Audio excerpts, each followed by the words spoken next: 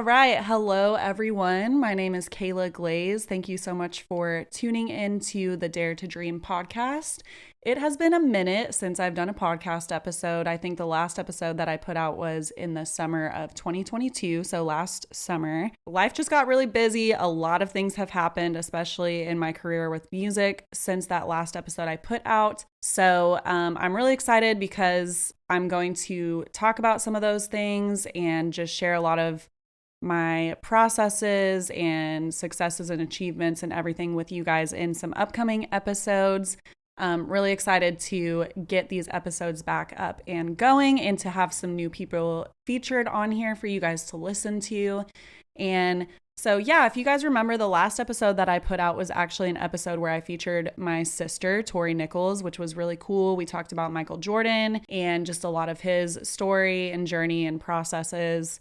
And today I'm really excited because my first episode that I am putting out after almost a year, I am featuring my cousin, Natalia, who is amazing, just an incredible person, but she also has pursued a career in dance for almost her entire life. And she has a business now with it. And she has just been on this journey for so long. And as you guys know, on this podcast, I'm wanting to feature different people from different industries, different fields of society who are pursuing different dreams and goals and careers in different industries, just so that, you guys are getting a variety of people. So if it's like, oh, you want to pursue a career in dance, you can actually listen to this podcast episode with my cousin and hear a lot of her journey and how she has navigated that. So we're going to unpack a lot of that. But first, I just want to go ahead and let her introduce herself to you for a little bit.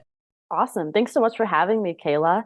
Hello, my name is Natalia Retzloff. I am the proud owner and founder of Natalia Alexandra Choreography, LLC.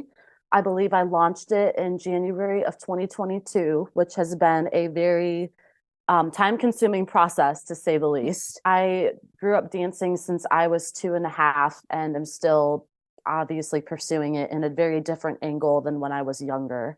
But I'm teaching locally at some studios in the area and setting my work.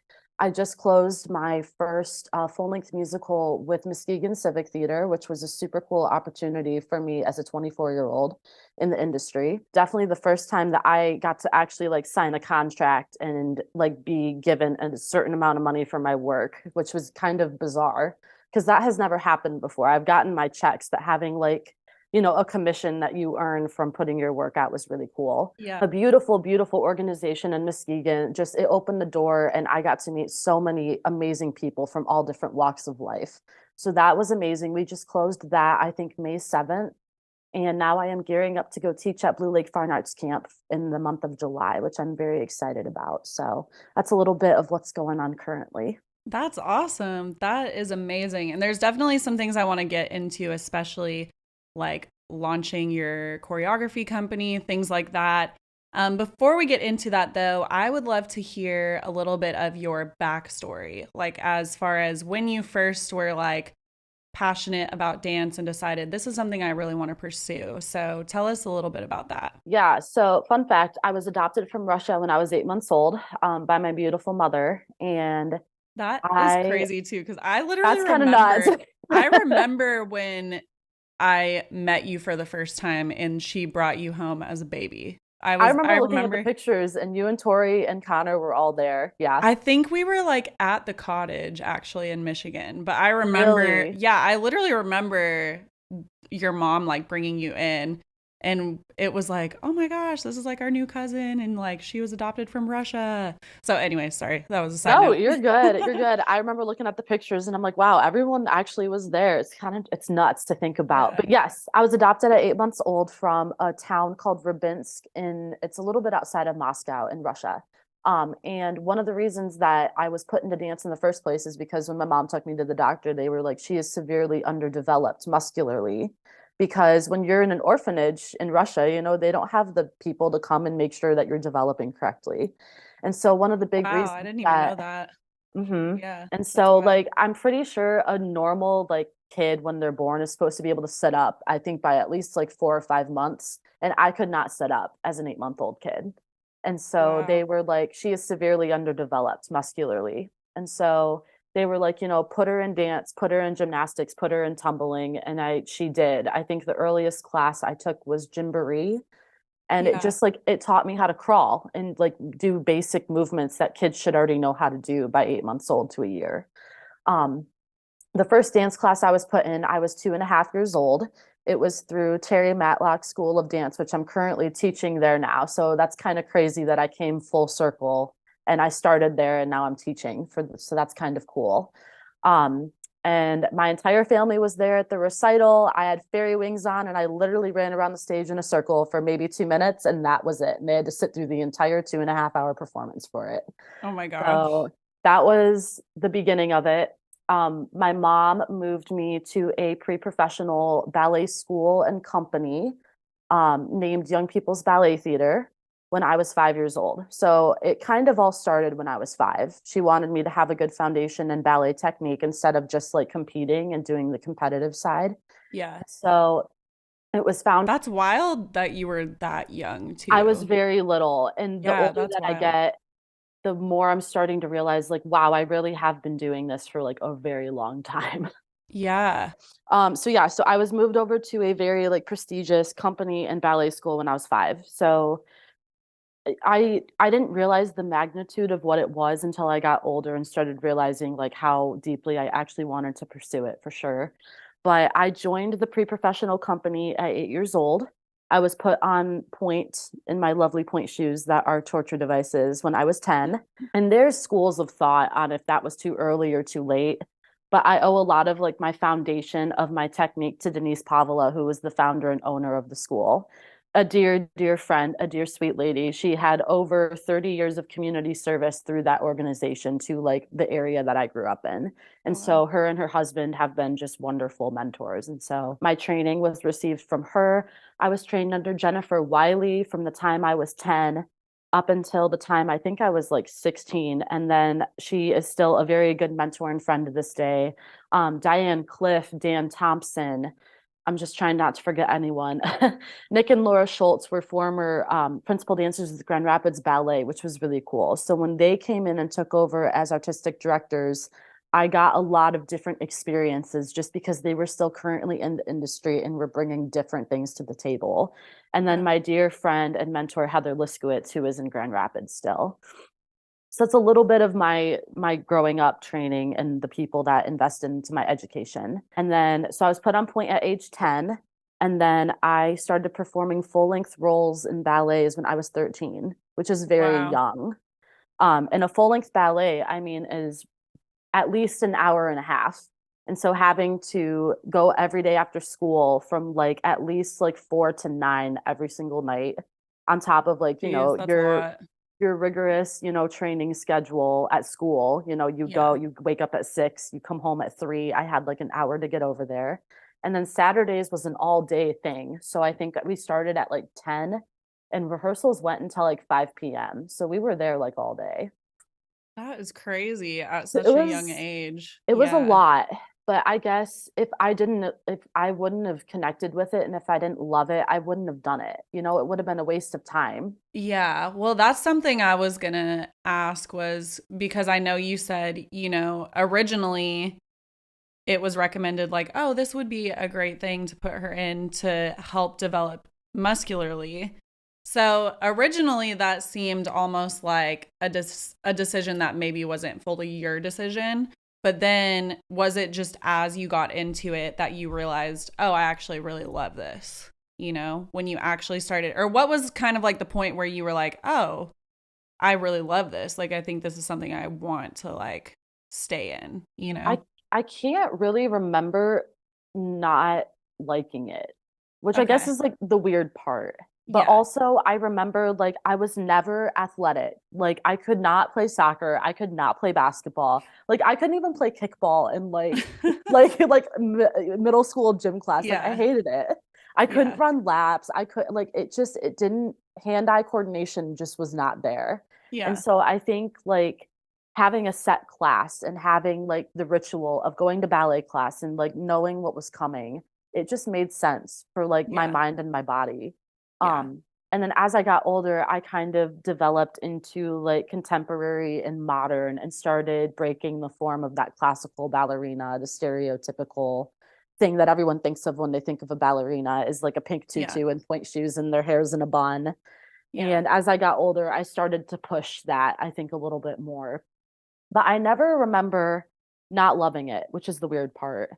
I I think remember, I think I get that though, because honestly, that's very similar to me. I Like was gonna say, yeah, yeah, like I remember being a toddler and going into the kitchen, and I don't even know how I figured this out as a toddler. I think just from seeing the way that drum kits were set up, like I remember going into the kitchen and getting out the pots and pans and literally setting them up to look like a drum kit. and just And going at I it. would just grab like sticks or something and just like pretend like I was playing a drum kit, which I was doing that as a toddler. And so it was like I just remember ever since I was like really little just being so enamored with sound. And so now it makes sense that I like produce music and all of this stuff, but it's very similar where it's like I don't really remember not liking music. Like it just always seemed like something that ever since I was little I just like really felt and like grabbed onto, you Well, I know? remember you coming up to Michigan and playing the guitar and like singing for us when you guys would be up here on family vacations. And you were like young, you were like Yeah. 14, 15 years old. Yeah. And yeah, I mean that, and it was the same way with like our cousin Bonnie with like piano. Like we all took piano lessons. My Aunt Lori tried very hard to make us all like professional piano players. Yeah. It only like kept with one kid Oh my out of gosh. like the 12 of us that like she taught throughout the years. Yeah. But I will forever be thankful for it because I can count music. And that's something that, you learn in dance class, but it's five, six, seven, eight. It's not like one to eight. Yeah. And so just all of the different elements of my training growing up, whether it was piano lessons, I did a lot of musical theater growing up, which helped with like my acting. And so even when, you're dancing and stuff, but it really like you have to be able to emote, you have to be able to use your Yeah. face to tell a story. Yeah. And so my theater training helped with that. Yeah, so I totally can relate to I can't remember a time where I didn't love it. Yeah. And I guess that's when I kind of realized like, wow, this is maybe what I'm supposed to do. Yeah. I think the realization hit me when I was about 10. I think I was, standing there, I was in my point shoes, and I really thought, like, I think this is what I'm supposed to do for the rest of my life. And Wow, that's wild when you were I didn't that know young. like Yeah. what degree that was going to lead to. Like, I didn't know if it was just performing. At the time, I told my mom, this is really funny. We were talking about it just before I got on here with you. I told her when I was 10, I said, I will never teach and I will never choreograph. All I want to do is perform. That's And crazy. here I am like over a decade later and I just opened my own like choreography teaching business, which is just like nuts to see how things kind of evolve Yep. and turn.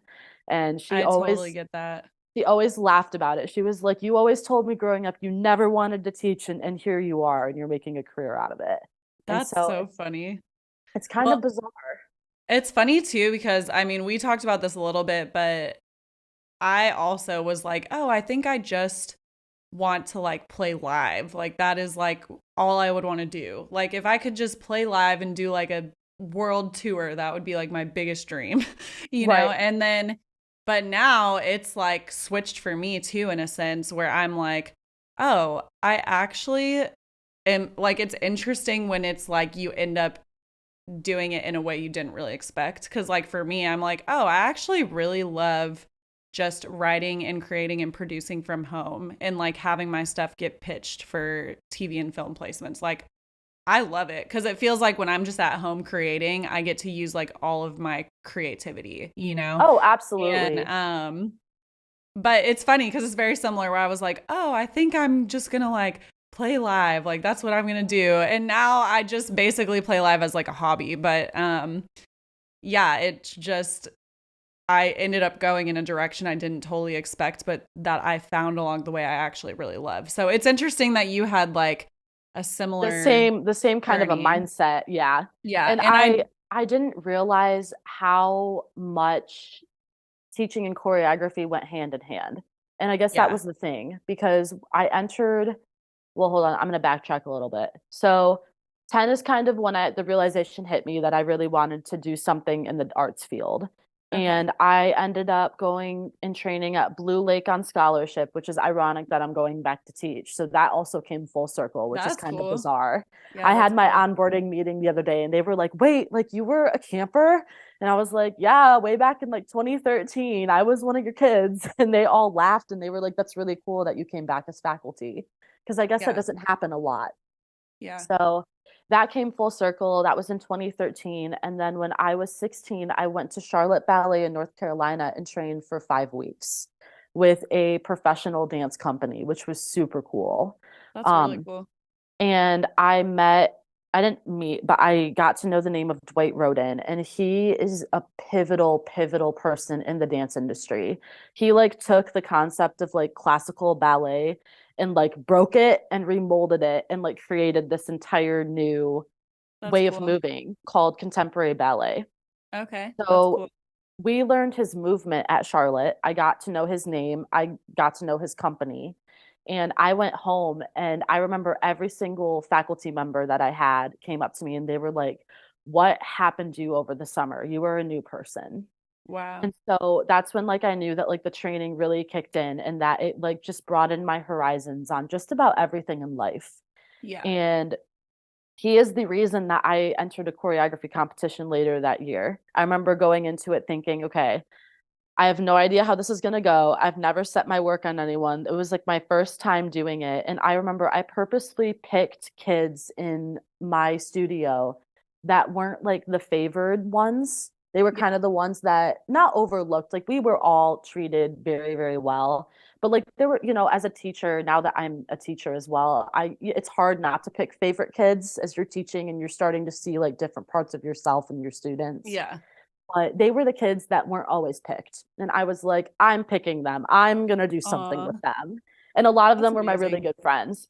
Yeah. And so I told them, I was like, I've never done this before. This might be crap. It might be great. Like, we're just going to go for it. And they were the best cast ever. Like, it's one of Uh, my favorite memories.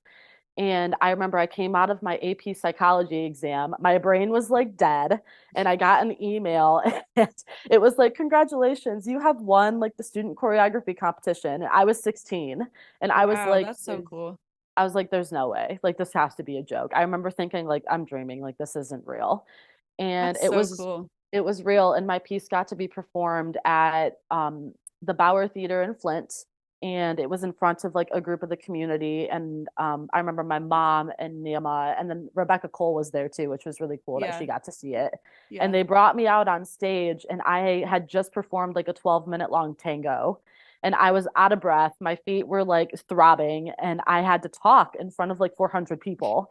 And I remember I Yeah. got out there and I was like, "Hi, my name is Natasha," and I like could not talk because I was like just came Yeah. off of a 12-minute piece. Oh my gosh. That's And wild.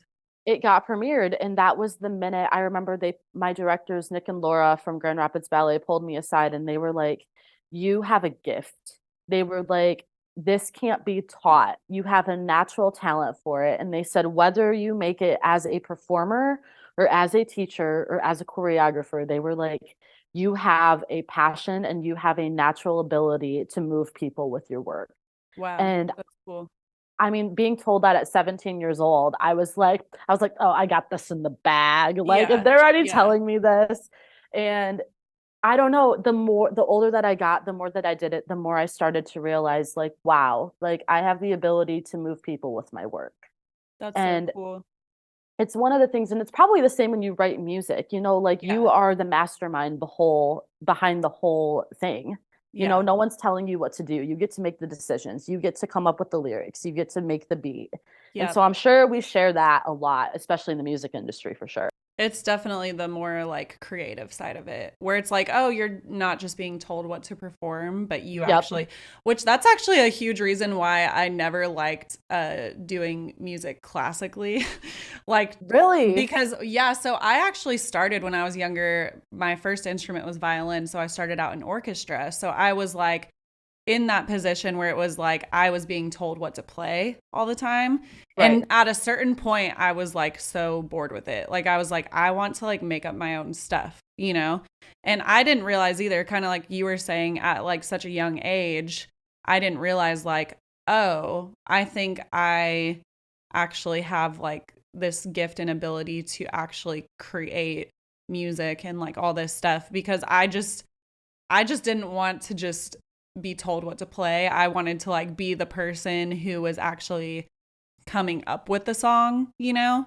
And that was when I transitioned into like learning guitar and like all that stuff. But yeah, so that's really interesting, and that's really cool that you had some people kind of like mentors at a young age who saw that in you and like spoke that stuff into you. And something I wanted to get into, since you got into a lot of this stuff really young, a question that I kind of just wanted to talk about was, I have actually had some friends who have been involved in dance and stuff, and I mean, I'm sure the dance industry can be similar to the music industry, where maybe there are some really great things about it, and maybe there are some things that feel somewhat toxic. and Oh, um absolutely. and so I think something I'm interested in hearing from you is, you got into it at such a young age and were kind of like put into these really professional, like intense environments. Yeah. And what are some of the challenges that you had like kind of experienced along the way, being a kid who kind of grew up in dance like your whole life? And how have you kind of navigated some of those things? And also, this is like a good time to talk about, if there are like young kids who are wanting to get into dance, what type of like advice would you give them, as far as maybe like some things to look out for in the industry, and also Oh, how yeah. to like remain in a healthy place while like being in the industry, if that makes sense. Oh, yeah. No, I think I read something the other day where it said classical ballet is one of the top most competitive industries that you can possibly get into. Yeah, I've And heard that. when you are so young, and if you are not in a healthy environment, if you're because there are schools in America that just they don't nurture you the way that a kid needs to be nurtured. Yeah. And what's funny, I was talking to my coworkers about this the other day. Like, you don't get any better by receiving compliments. And I think that that is something that this younger generation is coming up, and they want the validation. They want the Yeah. compliments. They want to be told that they're perfect and that they're good and that they can do no wrong. And Yeah. I'm like, You can't get any better by having compliments. Yeah. However, there's also a very specific way to give constructive criticism, especially to a kid. And the organization that I grew up in, like, I never struggled with an eating disorder. I never struggled with, like, having panic attacks in class. I was very fortunate to have a very loving home environment. My mom Yeah. was always supportive. My family was always supportive. I never had to like fight to tell them that this is what I wanted to do with the rest of my life. Yeah. Did they understand it completely? Absolutely not. Like, unless you're involved in it, I don't think you can understand it. I think we've talked about this a little bit Yeah. before as well. But I've seen people be destroyed because of, an eating disorder. I've watched like people throw away a lot of potential that they have, and it ultimately was like the reason that they didn't pursue the art form. And it's sad. And Yeah. so I guess my one thing of advice is to know your worth. Like, not only as an artist and a dancer, but know your worth as a human being. Because Yeah. ultimately, like, you are a human before you are a dancer. You are a human before you are an artist. And I think that so many kids these days, there's so many new things with the news and society that are playing into like the upbringing of this next generation.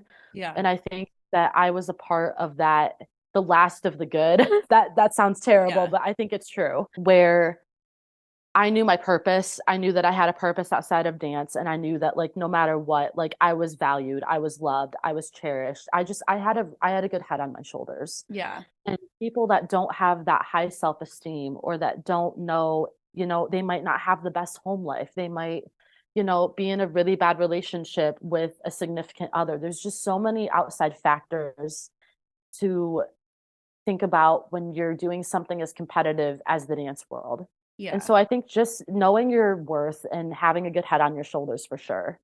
Um, I there's a also think lot. like just being involved in the arts in general, it already is so vulnerable, because not that it isn't vulnerable being involved in other industries, but like with the arts, you are actually putting like an expression of yourself in front of everyone, and so Mhm. it's very vulnerable, because you are making yourselves vulnerable to the opinions of other people, Oh, at least like absolutely. I know with music, it's like every time I put a song out publicly into the world, I am making myself vulnerable for people's opinions, to either say they love this or they hate it.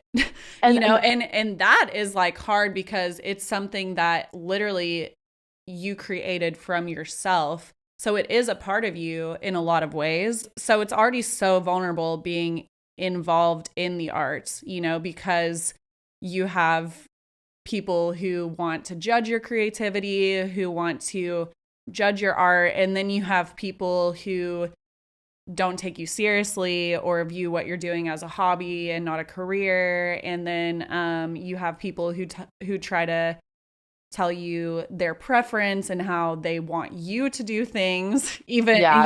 and so it's like you're already so vulnerable. So I can see that, like, even at such a young age. Like Oh yeah. I was very blessed too, like you were, where it's like I grew up in a great family environment. I have Hmm. always had parents who have continuously supported me in everything that I've decided to pursue, especially music, Right. and so I can imagine, if there are some people who don't have those family environments or don't have that type of community supporting them to actually like be there for them and go through it with them and kind of back them up as they're pursuing it. That could be very challenging, but also if you're put into a specific dance environment with teachers or something where there's a lot of pressure being put on you to Oh, perform a absolutely. certain way, without that balance of like having the nurturing side of it too. You know Oh what I yeah, mean? and that's the beauty of the organization that we were a part of, is that it was a good group of students. Like we all pushed each other to be the best that we could be because we all wanted it that badly. Yeah. And I guess that was the thing, is at a very young age, I think all of us kind of collectively were like, no, like this is something that we want to do. And so it was a very healthy, competitive environment. And Yeah. our teachers not only nurtured us, but they also built us up and tore us down in a very constructive way. And they told us, like, you cannot get better until you get worse. They were like, Yeah. we're going to tell you what you did wrong so you can build on it and improve. And every day, every class you go into. And Yeah. I've taken, oh gosh, I can't even imagine how many ballet classes I've taken in my, almost 25 years of life. Yeah. But I think it's a mental game too. Yeah. Um, and I guess the other thing that I experienced a little bit is, I talked a little bit about it earlier, but was like the idea of favoritism. Like I was not the favorite kid growing up in the studio. I just was not. I was blessed with muscular thighs and a big rib cage, and I was not that stereotypical ballerina. Yeah. I was in no means like overweight, in today's society, but I just did not have that long, lean look. I had the muscular look. Yeah. And I guess that was something that I had to think about when I got to college, is they kind of said, like, you are built for modern and contemporary. Like you have beautiful ballet technique. It's contributed to your overall education. But they were like, you are built to do contemporary and modern. Like that's what Yeah. you're built for. And Yeah. I remember that was a hard pill to swallow because all I ever wanted to do was be a ballet dancer. Yeah. And the more I had a wonderful modern professor named Gina Walther, and she just kind of took me under her wing and said, "Girl, like you've got it. You've got it, and you we're just gonna like cut the perfect stereotypical ballet dancer out, and we're gonna kind of add some edgy edges." Wow, that's And cool. it was the first time that like it broadened my horizons a little bit more. Like, okay, instead of ballet, like let's do contemporary ballet, let's do Yeah. modern. And then I trained with Dwight Roden when I was 19, I think, for 2 weeks in Detroit. And he also kind of looked at me and was like, you have a lot of potential. You have a lot to offer with you as an artist and you as a dancer. But more importantly, it's what you have to say with your work. And I Yeah. think the first time I ever got criticized for something that I did was at college. We were in a choreography class. And I remember the professor that was teaching the class at the time kind of looked at all of us and said, "Do you believe that choreography can be taught?" And I shot my hand up in the air, which I should not have done because I was like, she's not going to like what I have to say. Yeah. And I was outspoken, I was young, and I just kind of I said, "I think you can give us the tools, but I think if we're good at it is a natural talent." And she kind of, she was like, "Interesting argument." And I knew she was going to have me like pegged for the rest of the semester. Yeah. Yeah. So when we were juniors, right before COVID hit, we had to produce a full length piece as part of our choreography grade, and it got performed at something called Emerging Choreographers Concert. And she wanted me to do something outside of the realm of ballet.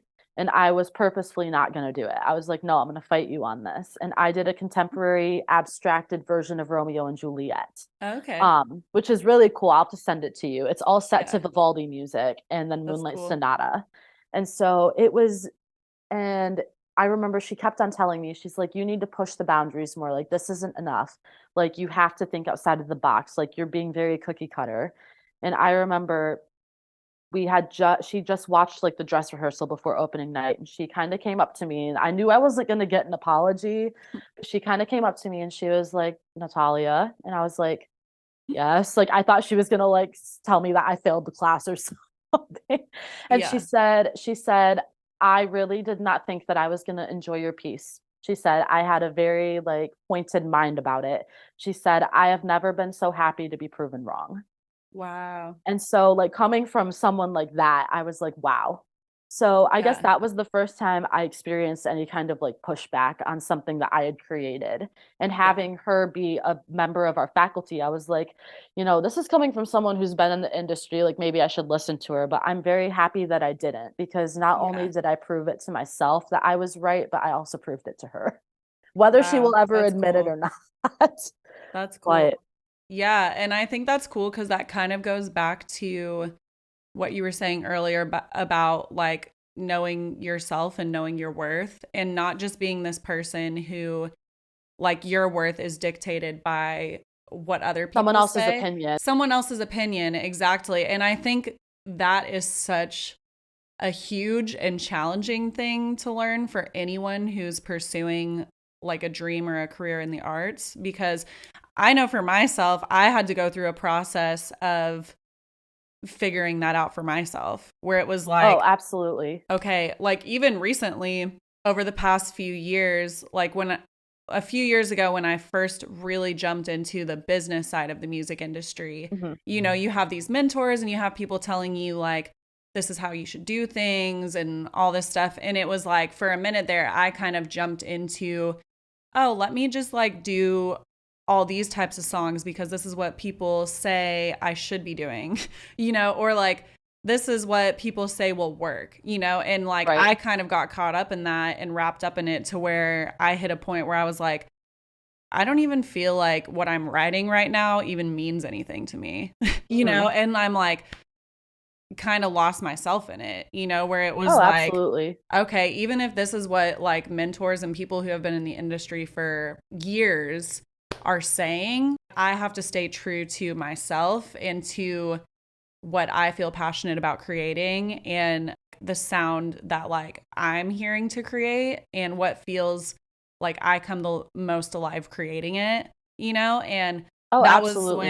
when I kind of jumped into all of the type of music I'm doing now, which feels the most like me, the kind of like stomp clap rock vibes that like feels the Oh, most yeah. authentic to me. And so it's a very similar process. Like I think it's really cool that you were able to experience that type of pushback, even from someone who was like a professional mentor, Mhm. and to be able to be like, this is what I'm going to do. And then you did it and kind of proved that person wrong. And I think that really shows that you really know your worth and you're like, you've found that kind of place where you are able to operate from your creativity and all of this stuff from a place of knowing who you are and Yeah. not just being like dictated by everyone's opinions. And another thing too is your identity cannot be tied to like what you do creatively. Oh, And absolutely. I had to learn that from a young age because, which I'm sure you felt this way because you were involved in dance so young,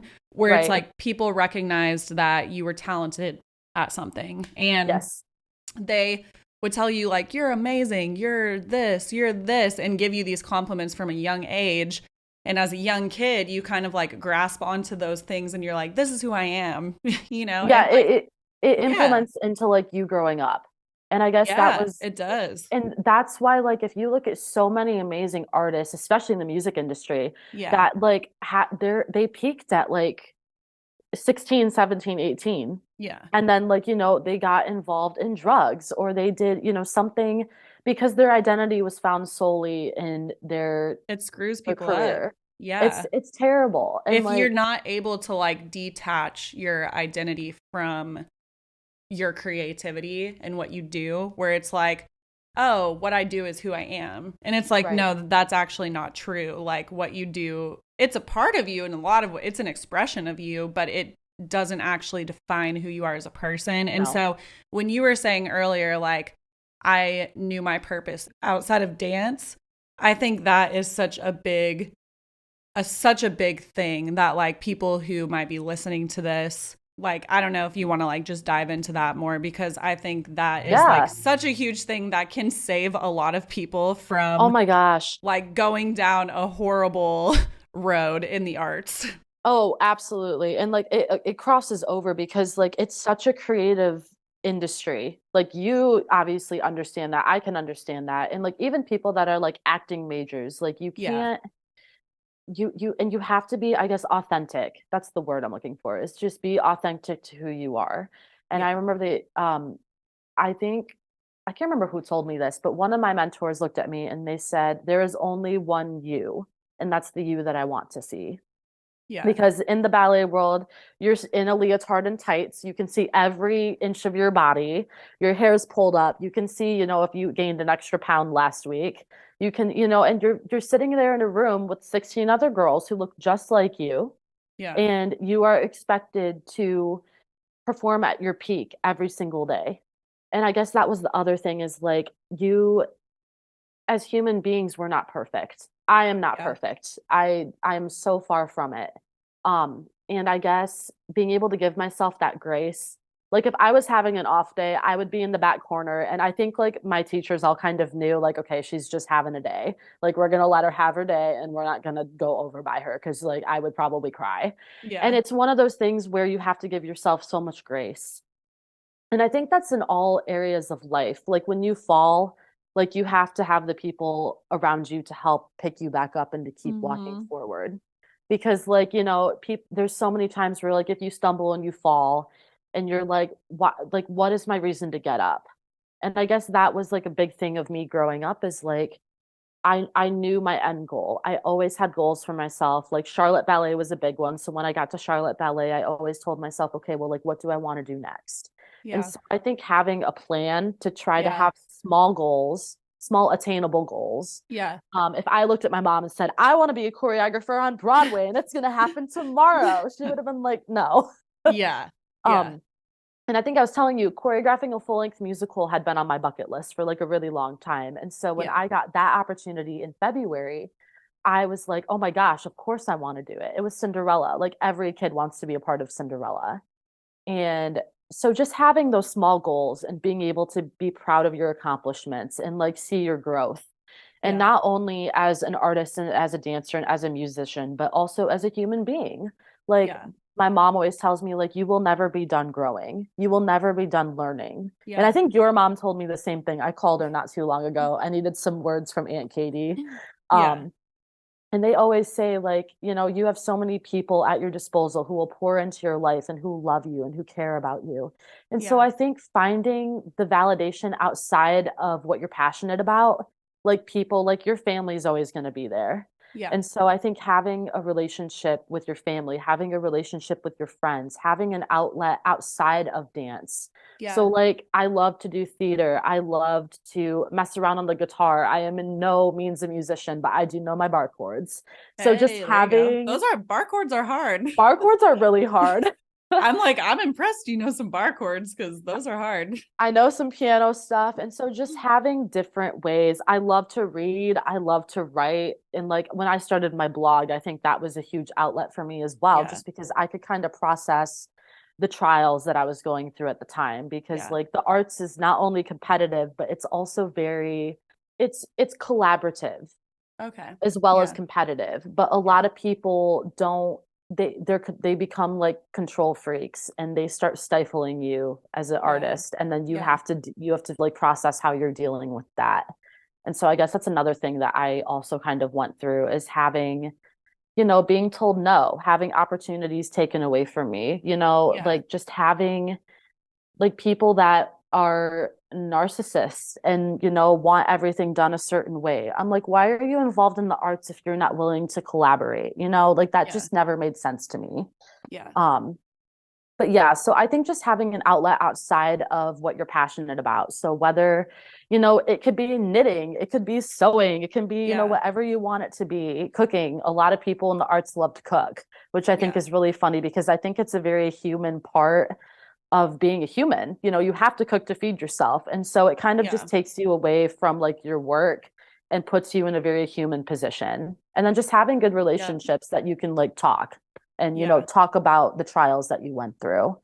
And so I Yeah. think that those are just a few things in my life growing up that kind of helped me realize, like, I don't know, my worth as a human being, and Yeah. like made me realize that I have an identity outside of dance for sure. So, Yeah. I think also knowing why you're doing what you're doing, oh, like yeah. that was a big thing for me was realizing, okay, why am I actually doing music? Like, Right. is it just like what is my why? Why is it that I'm passionate about music? And I think like really figuring that out in a lot of ways, that helped me to branch out and do some other things outside of music. Like even this podcast, like I realized a big reason why I'm actually passionate about music is people. Like I want to be able to like inspire and motivate people forward Oh, through the absolutely. music that I write. And so that ended up being a reason why I created this podcast because I was like, oh, I want to have like another sort of outlet where I can actually get on and talk to other people and And help have a help community. people And like yeah, yeah. forward, especially people who like I feel like you hear podcasts or things from people who have already like made it and are super successful, but you don't often hear from people who are in the thick of like actually pursuing their Oh, dreams and like everything they're mhm. dreaming about hasn't fully become a reality yet. And I'm like, I feel like people want to hear from those people because they're in a similar place, Because you yeah, know? when you hear from like the super successful person, you're like, okay, but how do I get to where you are? And Exactly. You're like, like, that's great. I would I love would to love like, to know what you did to get but where you like, are. yeah, Yeah. and so what do you feel like your why is? And also knowing your why too, I think for me in a lot of ways has helped me to like persevere and endure with music in times where I've felt super discouraged,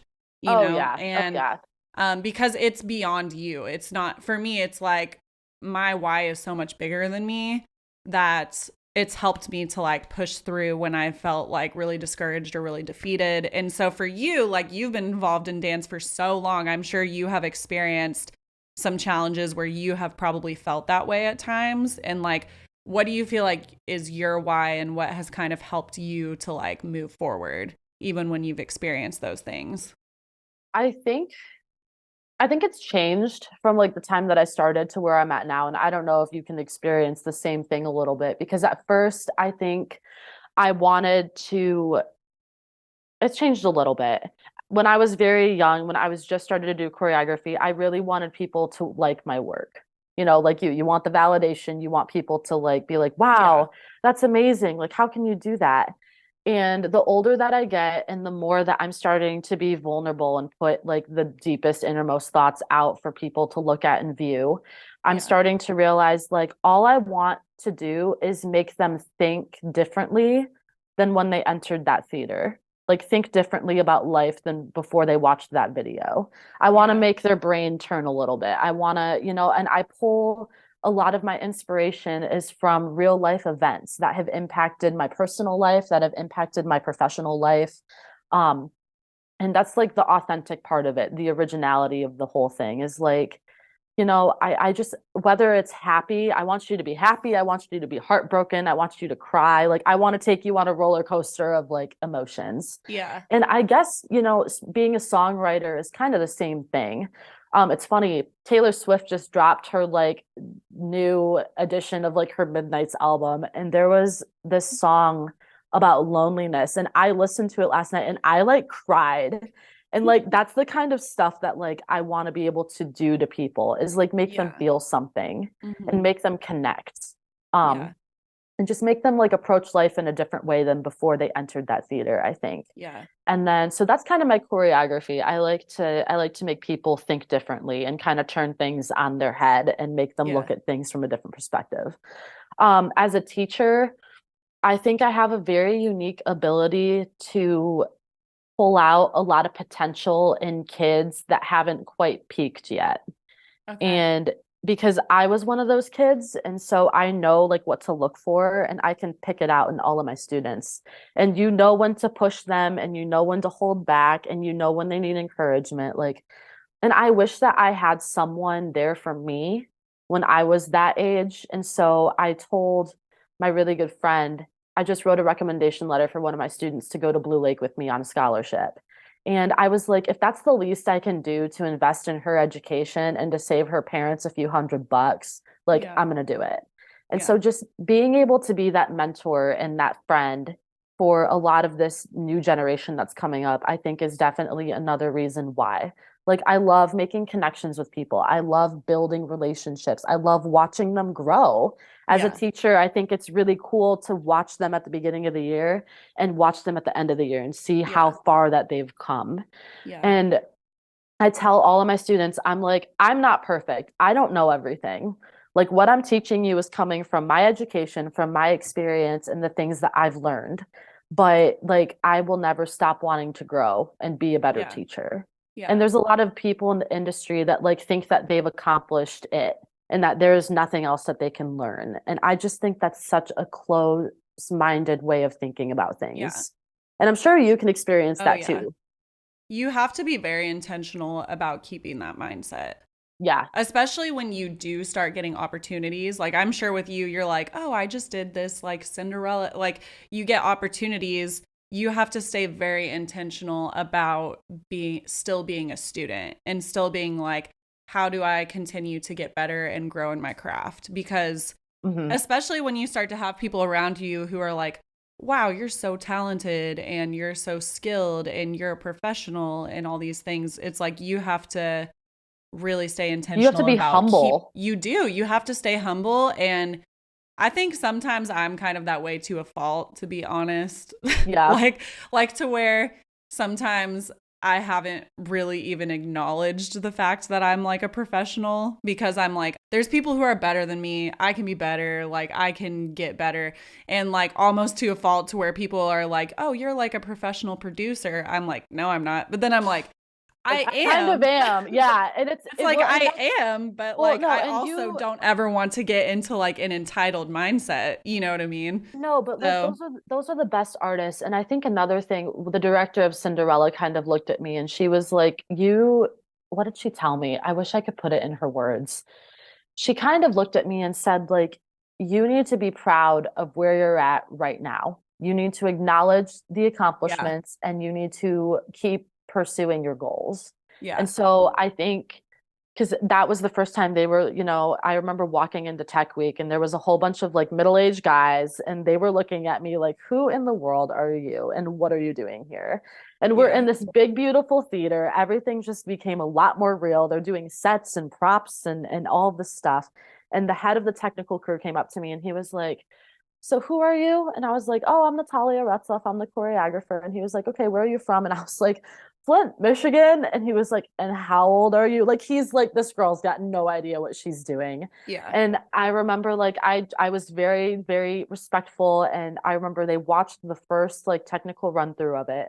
And he like came up to me with like his hat in his hands and he was like, there's very few people that I want to know where they're going to be in 10 years he said, I've done this a long time. I've seen a lot of really cool people, but he was like, there's just something about you that's interesting. He said, your work is Wow. beautiful.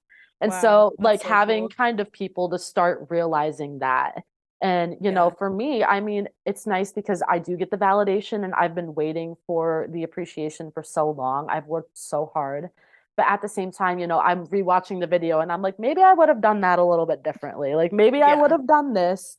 And they Yeah. always say, like, you are your worst critic, you know? It's so So, true. Yeah. yeah, you look at stuff that you've done and you're like, maybe that was a little pointed. Maybe I shouldn't have said that. Maybe I should have done this Yeah. differently. But I guess that's the beauty of like being in the arts is that like if you ever wanted to redo it, you can go Mm-hmm. redo it. You can go make Mm-hmm. a mixtape. You can go, do another album and touch on the topics that maybe you didn't quite get to hit. And Yeah. so I think that staying humble is a really big thing in the arts, but also like knowing when you've accomplished something great. And I Yeah. guess It's like a that's good balance of it, like actually acknowledging how far you've come, but also staying in a humble place of like, okay, I'm gonna like keep learning and keep growing, you know? And I remember like the thing, like we went to a cast party. My mom came with me at the end of the production. We had just done strike. And I remember the artistic director got up. His name is Kirk Wahamaki. He's retiring in June. Bless his heart. He's the best. And he got up and he started thanking like the crew and the lighting guy and the mic guy. And usually the choreographer is like one of the first people to be thanked. Yeah. And like, I was waiting and waiting. And then I was like, well, maybe, I'm not going to get mentioned, which I was fine with. And he's like, I have two very important people to thank and I was one of the last ones. And he just said, not only is she such a talented human being, but she just has a beautiful soul. And that was Yeah. like, and I couldn't, I cried just because I had never felt so appreciated, not only for like in a professional aspect, but also as a human being. And I think that's something that society does is they take your accomplishments, like in the music industry, especially, they take your career and they tie you to that. And if you're not as successful in your career, that means that you failed as a human being. And Hmm. I don't know, can you talk about that a little bit and kind of, Oh, for sure. I definitely relate with that. I mean, it's probably music and dance are so similar that so many things we talk about, I'm like, oh yeah, oh, yeah, yeah, because there is this kind of like pressure of like, oh, if I don't succeed in these types of ways, then I have failed. yeah. But it's like, I think I had to redefine success in my mind in a lot of ways because Hmm. I also just naturally am a very success driven person, Yeah. so like almost to a fault to where I have to sometimes tell myself like, Kayla, you need to slow down, or you need to like take a day off or take a break because in my Too mind many irons in the fire. yeah, because That's what in my my mom always mind tells I'm me. like, oh, I will accomplish these 10 things today, and then I realize like other people, if they accomplished like one of these things today, that's probably normal. Yes. And I've had to like redefine success in my mind in a lot of ways. And that's actually really helped me with music because, you know, I don't know, it can feel very discouraging. I'm sure you understand, but it's like, oh, I'm just like this one artist in a sea of millions of artists. And the music industry is so oversaturated today because it's so easy to make music these days. And Well, with there's the like, like the rise of social media, like people are blowing up off yeah. of TikTok, and I'm like, what is going on? And it's like hundreds of thousands of songs are being released every single day. Like, how are people going to hear my songs? And then it's like as an emerging artist, you have these feelings of like, I have to blow up. Like I have to like be a well-known artist and all of these things. And I think for me, I had to realize whether those things happen or not, it doesn't actually determine if I'm a successful person. And No, like yeah. success isn't necessarily defined by my achievements. What if all of these things actually do happen, but then it feels really lifeless because it's not actually what life is about, And you know? so many artists talk about that. They talk about Yeah. like what happens after you've achieved everything that you want to achieve. And that's Yeah. when a lot of them stop touring and they start retiring because they didn't keep building goals or it was all Yeah. about like, It was just all winning a about Grammy or exactly. yeah. all Yeah. about achieving successes or different things. But then it's like, even for me recently, like landing TV placements and things for Yeah. the first time and stuff. It's like in the moment, it's like, wow, this is so cool. But that is so fleeting, where it's like, Yes. oh, I achieved this thing. But then it's like so fleeting. And at the end of the day, you're still like, what is actually, I'm still the same person. yeah, like what is actually meaningful in life, you know? And so, like, for me, I definitely had to realize like success doesn't necessarily equal achievement. Oh, absolutely. Achievements, like success in a lot of ways for me, has to do with like who I am as a person and how I'm loving people and how I'm investing in my closest relationships and Yeah. like those types of things that actually are the things that matter the most in life, you Oh, know? absolutely. And Absolutely. how I'm showing up with those, with the people I love the most, and what kind of a difference I'm making in the world around me by how I'm treating people. Like those types of things to Yeah. me feel like if I can show up in those ways and love people well, that's successful, you know, as Oh, a yeah. person. Being and like that's the thing is like I think honestly, I think that is one of the keys in the arts is like being able to separate your career and you as a human being. And Exactly. just like being humble and staying true to your roots and Yeah. yourself and being authentic. Authentic's like the word of the day, apparently. I think I've said it like 10 times. But Yeah. it's true just because so many people, once you get, to that label, they start trying to remake your image and they're like, well, the tabloids are going to want this. They're going to want Yep. you to do this. They're going to want that. And Yep. that's not too much in the dance world, maybe in like the college aspect, but when you're a dancer, you kind of have a lot more freedom unless you're working for a very controlling person, which I have stories about that as well. But Yeah. for you especially, I can imagine, if you get signed and someone comes in and they're like, this is your manager and he's gonna like change your whole look. Like they start dyeing your hair and they start like, you have to go Yeah. play this gig and that gig and we have to get your sales up. And it's exhausting. Yeah.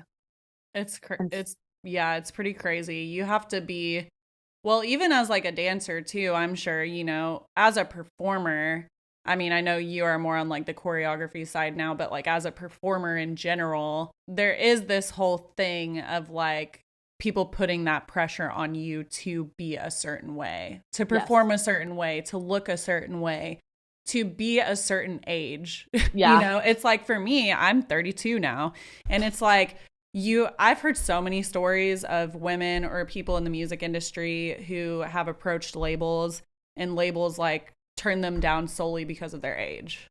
You Yeah, know, where or it's the like, fact oh, that you're not you're like, or a female, I've heard that too. oh That's a yeah, huge thing in the dance yeah. industry. It's like you're not taken seriously because you're a female.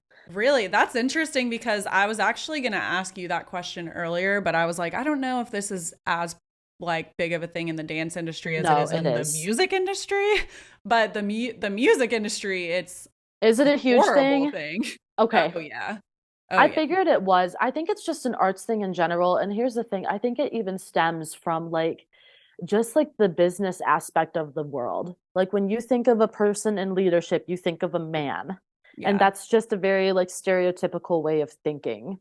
And like there's some biblical aspects to it, but for the most part, like it's pretty stereotypical. Like my Yeah. mom grew up, I grew up with a working single mother her entire, my entire life. She's worked her entire life. And I think that, and your mom was the same way. She worked while she had all of you guys. And I Yeah. don't know. There's something to be said about a powerful female in the industry. And as in a lot of like leadership positions, they want that guy because they think that they're going to be taken seriously. Yeah. And, just some of it makes me so angry because maybe they had a 20-year performance career and then they want them to take over the head of a company. And I'm like, how is your 20 plus years performance career going to help you run marketing meetings and run the Right. business board? And Right. like what is this even talking about? Yeah. And so that for sure is, I think it's starting to change. There's a lot more women kind of coming into those leadership roles, which is Okay. wonderful to see. Yeah. But it's still a thing. And like even like in auditions, all of the guys would get full rides to these summer programs where the girls would get maybe a few $100 off of their, 5 grand tuition to go train at Charlotte Ballet. Yeah. And it's just so interesting to see how things are favored between male and Yeah. female in the dance world. So Wow, it's that's definitely interesting. it's something that they're fighting, and I think there's a lot more equality coming out of it. But it like when I was growing up, I remember in the Charlotte Ballet audition, and every single guy got a full ride. Didn't have to pay a cent. That's crazy. And like my mom was working like two jobs in order to make it happen where I could go on top of paying for my private Wow. school tuition. So it's just stuff That's like that. crazy. I think I wrote a paper about Yeah. it in college actually, um, which was really interesting and fun for me to kind of dive into it and see the different. And I Yeah. think another thing is like if we're in a classroom and there's a guy demonstrating a step and the professor or the teacher looks at us and says, "You need to be more like him."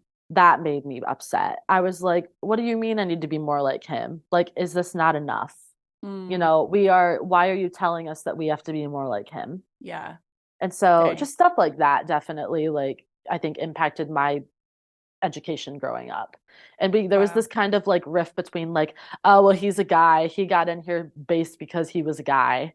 And so stuff like that. But it's That's changing. wild. I don't know why. Like, I think for me, I would just assume that maybe there are more women in the dance industry than men. And so Oh, I think absolutely. for me, for some reason, I would just assume that the dance industry would be like female dominated. So it's interesting to me to hear that like that has been a thing in the dance industry. And that's how they keep the guys involved. And like even like on the competitive side, like if you go to a competition and maybe the guy doesn't have the perfect technique compared to the female dancer that went before him, they'll still give it to him to ensure that he stays dancing. So it's a Mm, way to pull that male population in, I think, but okay. it's also detrimental to the hundreds of thousands of female dancers who work Yeah. just as hard, if not harder. And Wow, that so, totally makes sense because it's almost like they're like wanting more male dancers. And mhm. so if there even is one, they're like, we're gonna let this person in because like Because we need him. because we need him because the industry is so female wow, that totally makes sense. Yeah. Dang, that's crazy. Um yeah, it's kind of like a little bit of the opposite, at least for me being like a female producer, like only 2% of producers in the music industry are women. And that blows my So, mind. That yeah, just blows my mind. it's Wow. wild. Even like this girl that this artist in town in Nashville that I just recently became friends with because she's also signed to the Bus Music, which is the publishing company I'm signed to. Oh, cool. We just did a session recently and are working on a song, but she is like a songwriter, vocalist, top liner. So she doesn't produce music, but she does tons of sessions with producers all over Nashville. So Wow. she was even telling me one day, she was like, yeah, I've probably worked with like 60 producers in Nashville in the past year, and you are maybe like one of two women producers in Nashville that I know. So you're in a really cool position. I So it's mean, awesome. you're in a Yeah. very rare position, but it's cool. It's Like, awesome because wow. it's like, wow, I didn't realize that there are like no female producers here. And I'm like one of them, which is That's awesome. But it nuts. can also be slightly intimidating, like, being in that kind of a position as a female where it's very male dominated. Right. And you always worry, like, am I really going to be taken seriously? Like, am I going Exactly. to be looked at like the guy Yeah. would that goes before me? Oh, and I have stories of like, I have friends who are female producers and they're professionals. And I have a friend who I've heard stories from where she was hired by a male artist, to produce a song for her. And as she was like producing, like in a session with him, producing and stuff, he like tried to take over her keyboard in her station and like make changes himself. And it's like, you would never do this to a male A producer. male, yeah. Yeah, like Oh. what? And I was like appalled when I heard that. I was like, are you kidding me? Like That is the lack crazy. of respect. I think that Yeah. just says that speaks volumes. That's Yeah, insane. it's so crazy. But yeah, that is pretty wild and interesting to hear because that totally makes sense why like that would be a challenging thing for female dancers, you know? If it's like, I've worked my butt off, but you're letting this guy in because you guys want male dancers, and Oh, it's I'm here infuriating. competing with thousands of other female dancers for this one spot, you know? Gosh. And like the spots are already limited as it is. Like it's one of the most competitive things that you could possibly get yourself into. And then, Yeah. yeah, you have a guy that doesn't have good technique that Yeah. gets let in just because he's a guy. And Yeah. like that just, it made my blood boil. I remember Yeah. watching, that specific person in the audition, and I'm like, he doesn't know his left from his right. Like, why is he getting in? Yeah. And it's a very like humbling experience, I think, as a Hmm. student. Um, and Yeah. like I said, things are changing, and I think everything's kind of becoming a little bit more even and fair. But That's yeah, and awesome. back in like when I was doing, gosh, Charlotte was what, 2015? Yeah, so things have changed a lot even from there, but it's nuts to like go back and think about it and be like, wow, Yeah. like Yeah. just the treatment difference is like outstanding to me. But That's yeah, wild. But that's so cool that you are in like a leadership type of position as a female dancer, and that yeah, you are getting to actually like pour into and make a difference in students' lives. That was something I was wanting to say earlier when you were talking about all of that, is that is such an impactful position to be in, where you get to be that voice in like people's lives who are getting into those things. Like I remember looking back and I'm like, "Oh, I remember like my first guitar teacher. I remember when this person said this thing to me." Like there was actually a youth pastor when I was like 15. And this was when I was like just starting to write songs. But there was a youth pastor that I had when I was about that age, um, who told me in front of a group of youth kids or whatever from church, right. Kayla's songs are going to be heard all over the world one day. Like I Wow. just know that. And that is like something that's stuck in my mind You don't forever, forget those where things. Yeah. no, you don't forget that. And it's like I had like people in leadership roles in my life who spoke into my life in that way, Hmm. or were those types of people to me that really made a difference in my life. And in a lot of ways, I'm like, it was those types of people that stuck with me and helped me to like keep going when I felt discouraged or when I faced challenges. And so it's really cool that you are in that type of a role where you get to be that voice for other people, because that really is going to stay with those kids like for the rest of their lives, which is so cool. And like it's crazy because the older that I get and the more that I start teaching and choreographing and setting my work on, my students, I'm like I think about like my teachers, like you were saying, you never forget the things that they tell you, that you never forget the little nuggets of, information that they have and that you carry with you for the rest of your career. And it's just I need to call a few of them because I miss them. But Yeah. the older that I get, the more I miss like seeing them every day. And I Yeah. go back and I watch the videos of me as a student growing up, and I'm like, wow, it's cool to see how I've evolved, and then it's cool to see how my students have evolved for sure. Yeah. And so it's a very like unique position to be in for sure. That's really cool. Um, so yeah, I know we've been on here for a minute, but there are a couple things I still want to go into. Oh yeah. I do want to kind of talk about when you decided to actually create your business and like what practical steps you took to get there. Because I think that would be something cool for people to hear is, we've heard a lot of your journey, we've heard a lot of your processes and things you've been through and navigated, but actually deciding like, this is what I'm going to do. I want to teach and choreograph and I want to like make that a business. And how did you actually go about implementing that once you had that idea to do it? Oh gosh. So funny story. I kind of was forced into it. Okay. Um, and I'm going to be very careful with what I say next.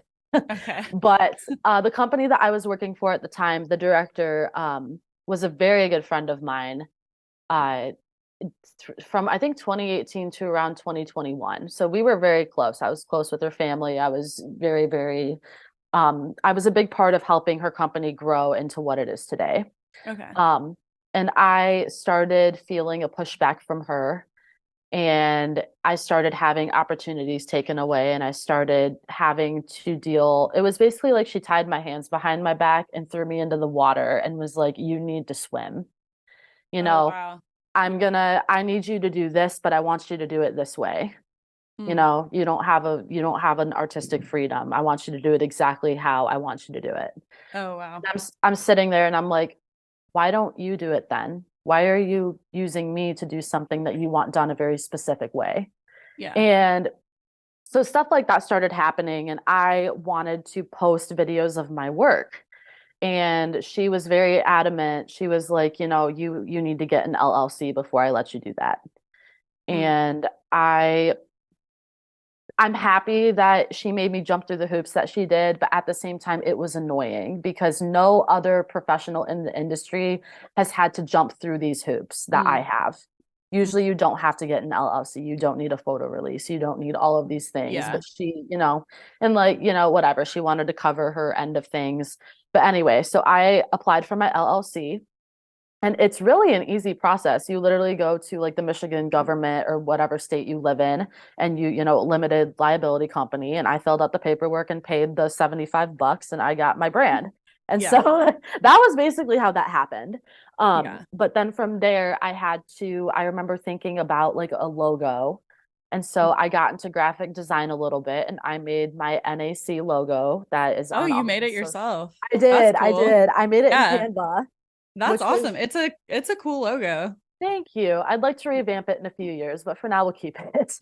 I liked the blue. I think blue is I'm wearing blue right now. It's my favorite Yeah. color. Mhm. And then I had to come up with my artistic statement, and I loved the where creativity knows no bounds. Yeah. And so that's my kind of my catchphrase, my logo. On my That's cool. website, you'll find it all over my artistic statement or my, what is it called? Your mission statement. And so from there, I made my logo. I had my catchphrase. I had to build my website. And so Mhm. I built mine on Wix. I have not had the time to get my domain quite yet. So we're working on it. Yeah. But so I built my website, and I think it took me maybe 2 weeks to get Yeah. it fully like up and running. But that was a very good introduction to graphic design for me.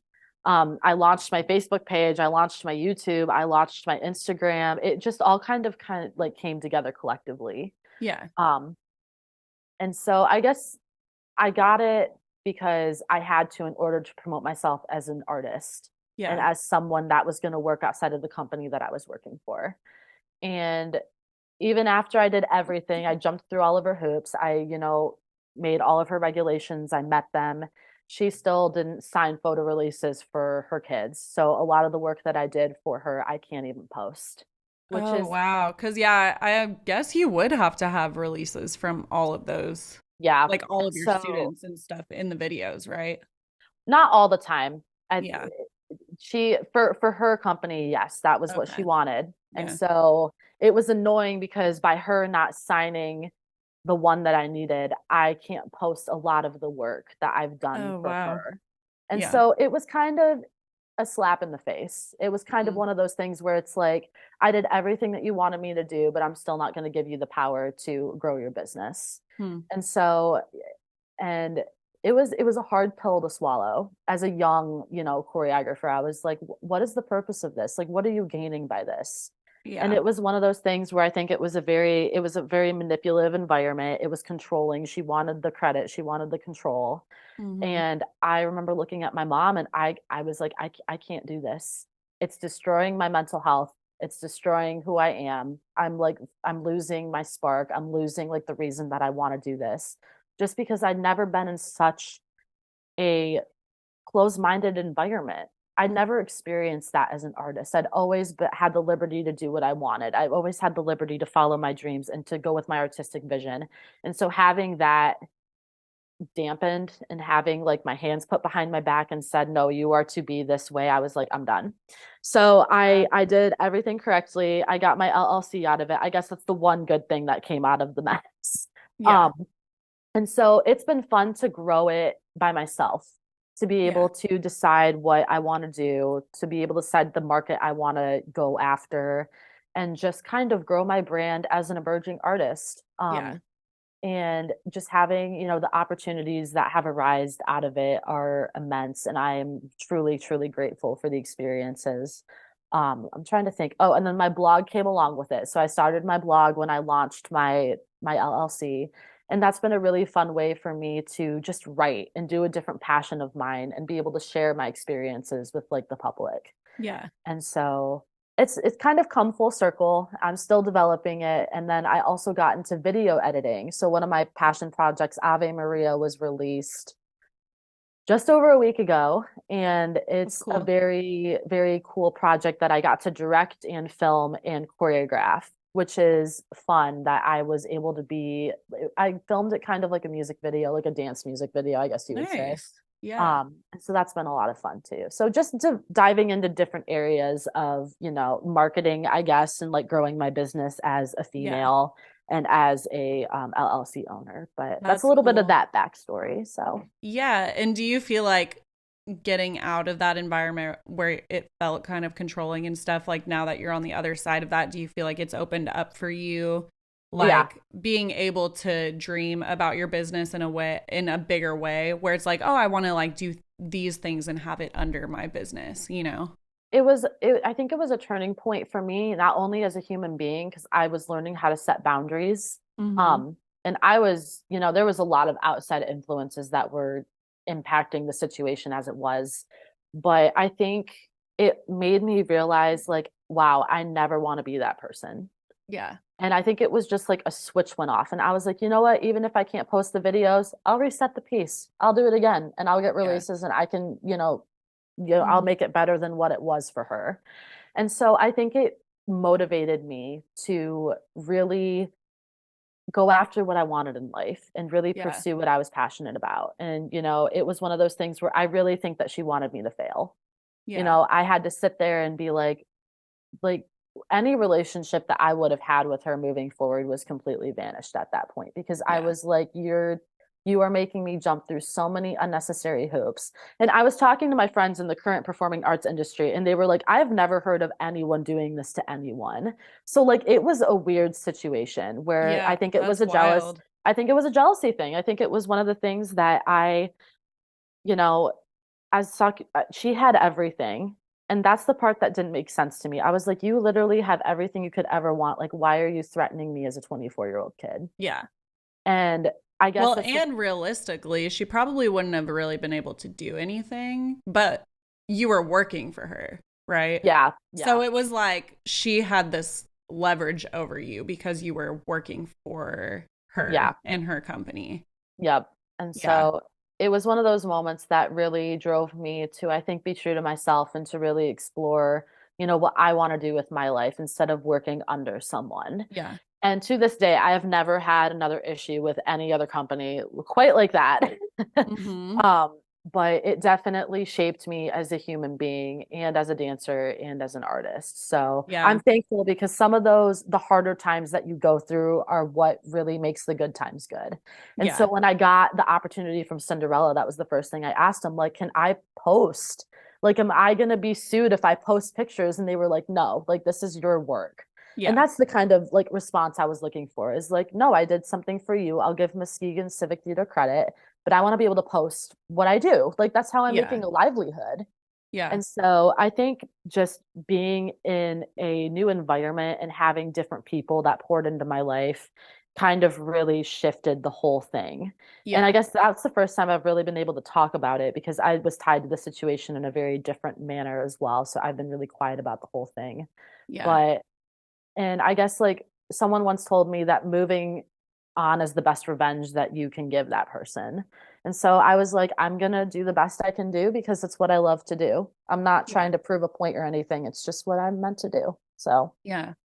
That's cool. And that's amazing that you were able to recognize and even tell your mom, like, hey, this is how I'm realizing I'm experiencing this situation and how I'm feeling. And like, I don't think I can be in this environment. Like, the fact that you were able to have a voice for yourself and realize, like, even if I lose my job at this place, like, I would rather do that and then stay there stay another and day. like, It was, yeah, and like stay like I would rather lose my job and stay authentic and actually remain passionate about this thing that I love doing than be in a toxic environment where it's literally like sucking the life out of me, Oh you know? yeah, And I became a different person and everyone in my family could tell. yeah. Wow. It was really like it affected me because I was close with her. Like we were very good Mhm. friends. And so having it just flip and watching it flip on me, Mhm. I think just kind of opened my eyes and I'm like, wow, like I really thought you were going to be in my corner, but I guess you're Mhm. not. And so Wow. having to put the professional boundary and having to say like, Yeah. I appreciate what you've done, but I'm going to pursue other options. And Yeah. I did everything right and I can say that, now that everything's over and done with and I'm no longer tied to them.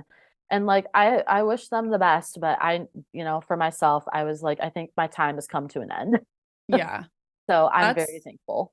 Yeah, that's amazing that you were able to, like with your family and stuff like that, being able to recognize that too. I think that's why it's so important to have people who can almost be like a soundboard for like things like that. Like even for myself in the music industry, there are like certain people that I will run things by, or like I'm involved in certain music communities now with people where I can run situations by them and be like, "Hey, what do you think of this situation?"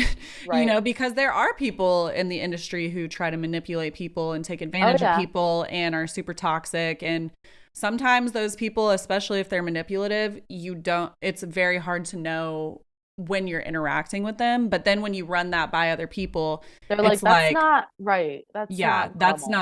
Yeah. that's not healthy. And so I've had to have people like that around me now where I can Right. actually be like, this is how this is happening and this is kind of how I feel. And then you talk to those people and they're like, that's not That's not normal. Yeah. normal. And I think that's great that like you have people around you like that who are able to kind of be a soundboard for you. And I think that's important for people who are listening to this and are wanting to be involved in the arts is like you need to make sure that you do have people around In you your that you, corner. yes, in your corner that you can run things by who are Yeah. healthy people who can be like, "Oh, yeah, that's great," or "No, that's not That's that not normal. that's not normal." It took like I realized like what it was doing to me, but I think like when my cousins were like, "Yeah, you're very off, you're very distant, you're very closed Mhm. off," like it took people saying like, "Are you okay?" And Yeah. that's when like it really hit me and I was like, "No, I'm not." Like Yeah. this impacted a lot more than just like my career. It impacted my personal relationships. Yeah. And it just like it was a mess. And so I'm Yeah. very thankful for the opportunity to remove myself from that situation. Yeah. And I will forever be thankful for the things that I experienced because now I can speak about it and help other people who might be going through the same thing. Yeah. That's amazing. Um, and I do want to wrap this up, but before we do that, I did want to just get into the Cinderella Oh, opportunity that you yeah. got because I know that was like a really big thing for you, a really big like dream and opportunity that just happened recently. So I would love to just talk about that for a minute and how that opportunity kind of came about and everything that happened with that. Yeah, so I got a call from a very good friend and mentor in Grand Rapids of Heather Liskowitz, probably a few days before my birthday, I think. That's the only reason I remember it. And she was like, I have an opportunity for you to choreograph a musical. She said the catch is that it's in Muskegon, which is 2 hours away from where I live. And Mm-hmm. so I taught on Thursdays in Grand Rapids. And so we made it so if I go to Muskegon on Wednesdays, I would stay with her Wednesday night. So I wasn't constantly driving back and forth. Yeah. Um, I met the director and I went over to her house, and her husband live in Grand Rapids. They are lovely. She had a beautiful career with Grand Rapids Civic Theater for over 30 years. Just super cool lady.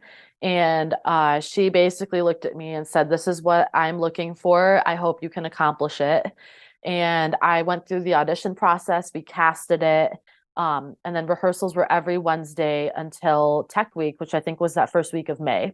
So I went every single Wednesday, and I remember coming out of the first rehearsal, and she looked at me in the car because I drove with her, so I wasn't using my gas.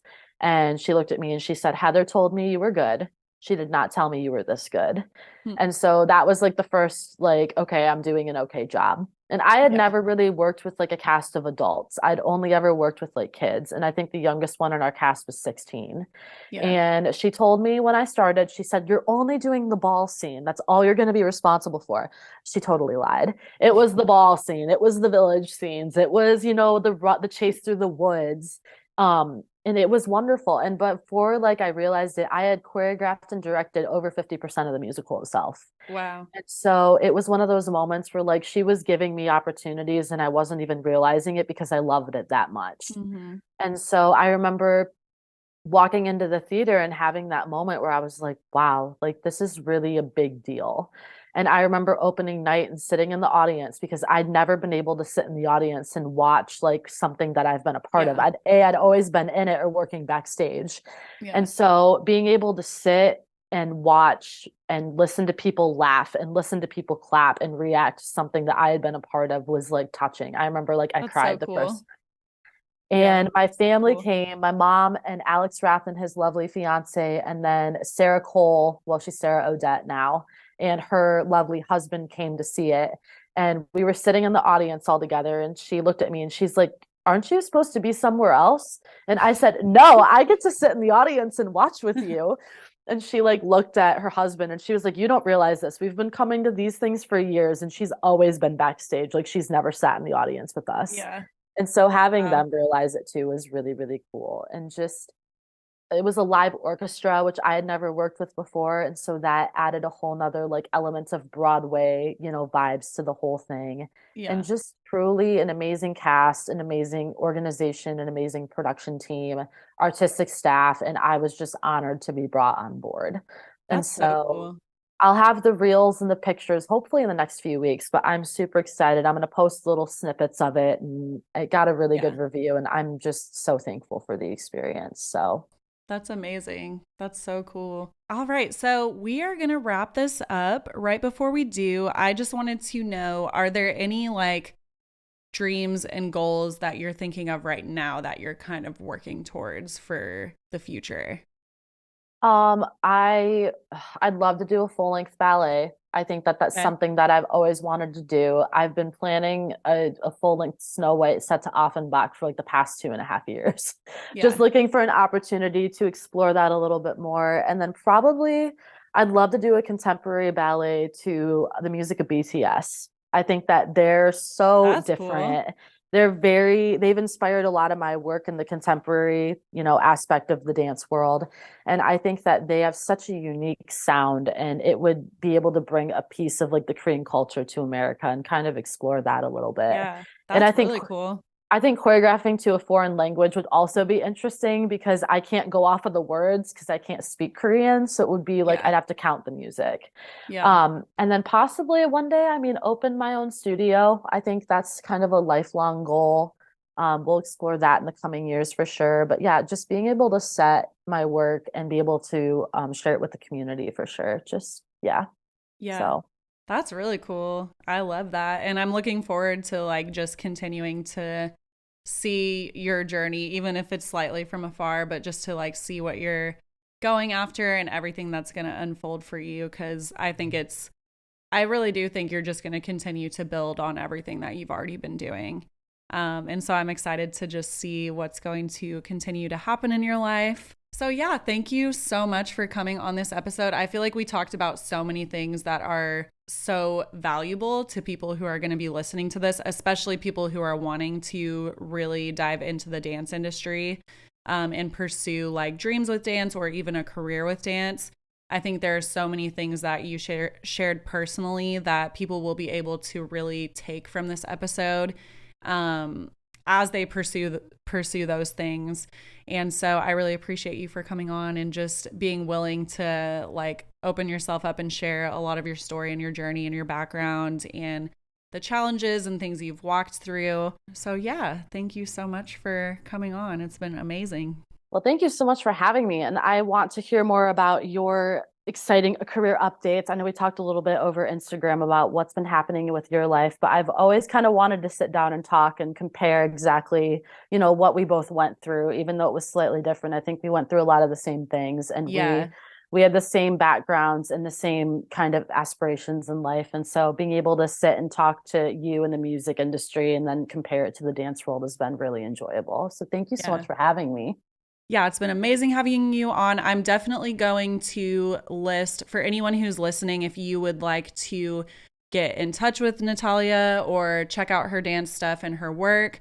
I will be listing like her socials and her website and things like that in the description for the podcast, as well as when I post some of these clips on social media, so that you guys can also check out her work and know how to contact her in case you just need to ask her questions or process some things out, or would just like to connect with her. So thank you all so much for listening. I really appreciate you guys, and I hope that this was really helpful and motivating and inspiring for you. And stay tuned for some more upcoming episodes. All right.